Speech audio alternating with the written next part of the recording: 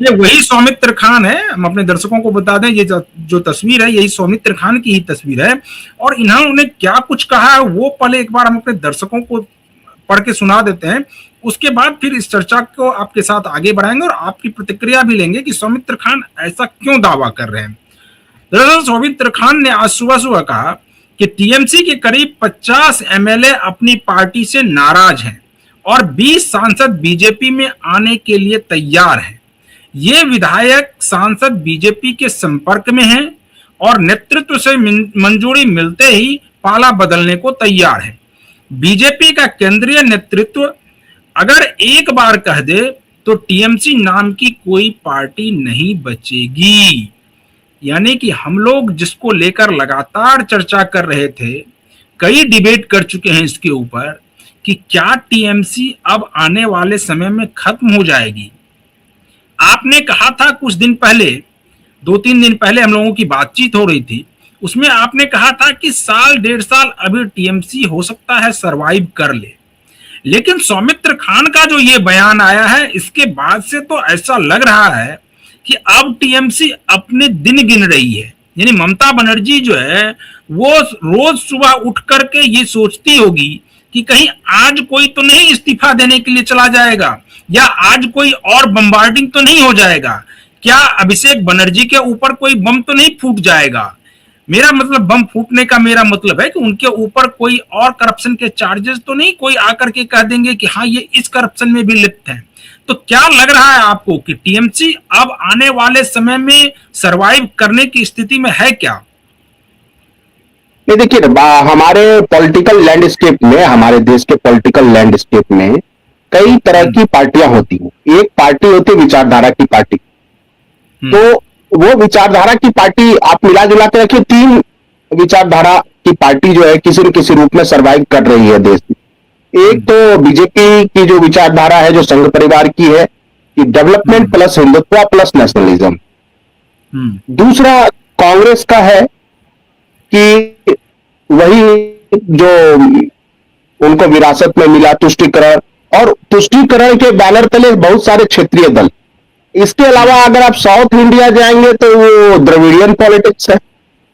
बाकी जो पॉलिटिक्स है वो सत्ता के साथ आती है, सत्ता के साथ जाती है। जैसे टीएमसी की अपनी कोई विचारधारा नहीं है, वो विचारधारा आधारित पार्टी नहीं है टीएमसी। वो सत्ता में आ गई किसी तरह और फिर उसी सत्ता के बल पे वो पार्टी पलती फूलती रही। सत्ता ही जब आधार थी पार्टी की, सत्ता गई पार्टी गई, बात खत्म है। हाँ, अब आप कहिए, बहुत सारे लोग कहेंगे कि नहीं लेना चाहिए, नहीं लेना चाहिए सांसदों को और विधायकों को। तो मैं पूछता हूं, अगर शुभेंदु अधिकारी टीएमसी से टूट के नहीं आते तो क्या बीजेपी सत्ता में आती? बीजेपी के पास कौन सा लोकप्रिय चेहरा था? उसके बाद बिना सम्राट चौधरी के आप बीजेपी बिहार में क्या है? ठीक है, बीजेपी मैं कह रहा हूं कि सम्राट चौधरी उनके आइडियोलॉजिकल बेस के भी नहीं है, और वो उतने वोकल भी नहीं है सम्राट चौधरी जितने की हिमंता विश्व शर्मा है या जितने की शुभेंदु अधिकारी है। और कहा तो यहां तक जाता है कि योगी जी भी खुद एक अलग पृष्ठभूमि से आते हैं। तो बात इसकी नहीं है कि कौन सी धाराएं कि कहां से आ रही हैं, लेकिन अगर ज्यादा धाराएं आ रही है और नदी में गिर रही तो नदी में जल का आवेग ही बढ़ेगा। नदी में तो जल का आवेग ही बढ़ेगा।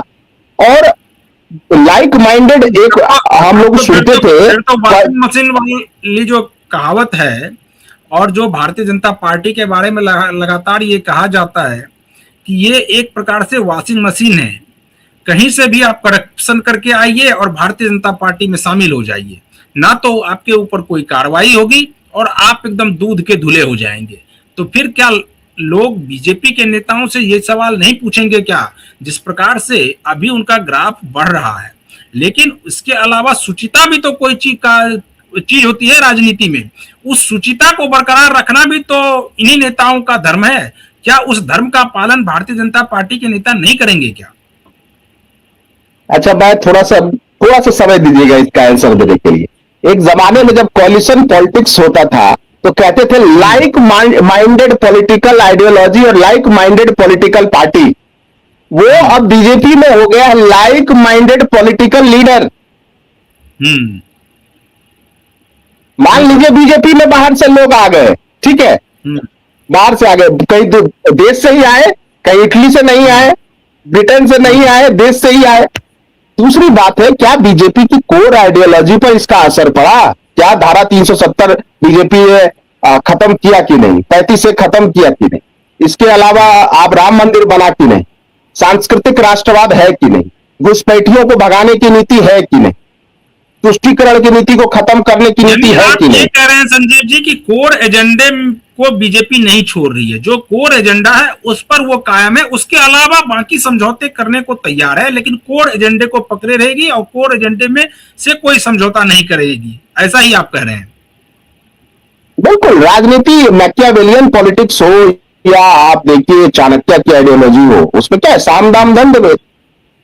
तो पीडीपी के साथ गई बीजेपी, तो कांग्रेस भी तो शिवसेना के साथ गई। बिल्कुल।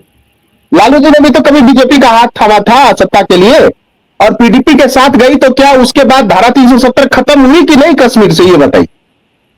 बात है कि अपने राजनीतिक उद्देश्यों को प्राप्त करने के लिए बहुत तरह की पॉलिसी को बदलना पड़ता है। फ्लेक्सिबिलिटी जो होती है वो किसी भी पॉलिटिकल आइडियोलॉजी का एक सबसे बड़ा आधार होता है, क्योंकि अगर आप बहुत रिजिड हो गए, जैसे देखिए राहुल गांधी, वो रिजिड है कि तुष्टीकरण करेंगे ही करेंगे, मुस्लिम मुस्लिम बोलेंगे ही बोलेंगे। क्या हो गया कांग्रेस का? कहां से कहां पहुंच गई कांग्रेस? तो ऐसे राजनीति नहीं होती है। और दूसरी बात देखिए कि बीजेपी के पास जो मुस्लिम लीडर है आरिफ मोहम्मद खान, ऐसे इतने मैच्योर्ड मुस्लिम समाज का कोई लीडर है विपक्ष में दिखता है? आरिफ मोहम्मद खान साहब से कोई डिबेट कर सकता है कोई विपक्ष का कोई मुस्लिम लीडर? मुझे तो नहीं लगता कि उनके इंटेलेक्ट के बराबर, और जितना उन्होंने कुरान पढ़ा उतनी गीता भी पढ़ी हुई है।